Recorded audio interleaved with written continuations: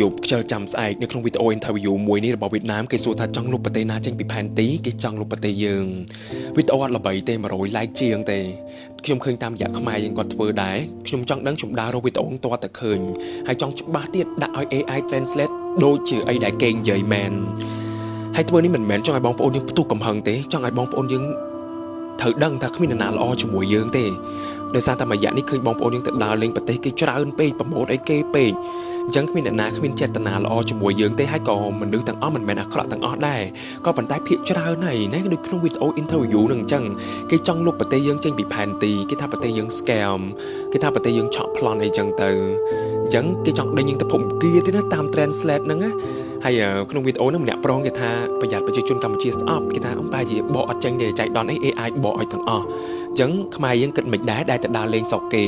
គោតកោដីមកធ្វើវីដេអូប្រម៉ូទអីគេទៀតហើយខ្ញុំនិយាយម្ដងទៀតអ្នកទៅដើរលេងគ្រាន់តែកំសាន្តយូរម្ដងទៅមើលគេទៅរោស៊ីទៅលំហែកាយអត់អីទេក៏ប៉ុន្តែអ្នកដែលទៅហើយទៅទៀត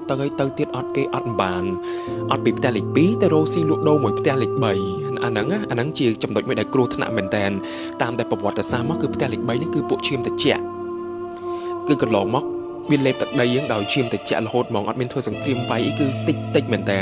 ក៏ប៉ុន្តែឈាមត្រជាក់លេបម្ដងតិចអញ្ចឹងចង់ឲ្យយើងភ្ញាក់ខ្លួនហើយដូចវីដេអូ interview មួយនឹងអញ្ចឹងខ្ញុំដឹងថាមនុស្សទាំងអស់អត់អាក្រក់ទេក៏ប៉ុន្តែភាគច្រើនហើយគេគិតអញ្ចឹងហើយសួរថាគេមកដើរលេងនៅប្រទេសយើងច្រើនអត់ភាគតិចណាស់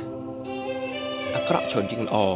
អញ្ចឹងចង់ឲ្យយើងភ្ញាក់ខ្លួនមកគ្រប់គ្រងខ្មែរគ្នាឯងឲ្យបានច្រើនអញ្ចឹងនៅក្នុងដំណាក់កាលនេះខ្ញុំចង់ឲ្យបងប្អូនគ្រប់គ្រងផលិតផលក្នុងស្រុកឲ្យបានច្រើនដើរលេងក្នុងស្រុកឲ្យបានច្រើននៅក្នុងរដូវកាលដែលអត់ទាន់មានភ្ញៀវអន្តរជាតិច្រើនទាល់តែខែ3ខែ4ខែ5បានភ្ញៀវអន្តរជាតិច្រើន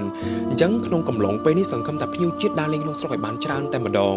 ហើយដូចជានៅខែក្រោយនេះយើងមានព្រឹត្តិការណ៍អន្តរជាតិដ៏ធំមួយគឺវឌ្ឍនៈ Legend Championship ជាការប្រកួតវាយកូនគោលអន្តរជាតិលើកដំបូងបំផុតនៅកម្ពុជាយើងរៀបចំដោយក្រុមហ៊ុនវឌ្ឍនៈ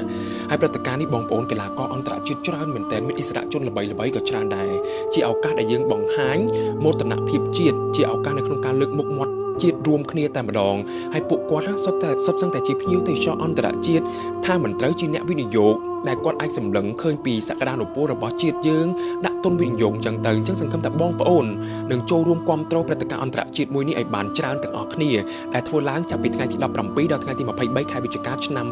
2025នេះសង្ឃឹមថាបងប្អូនចែកម្លែកព័ត៌មាននេះឲ្យបានច្រើនកាន់តែទូលំ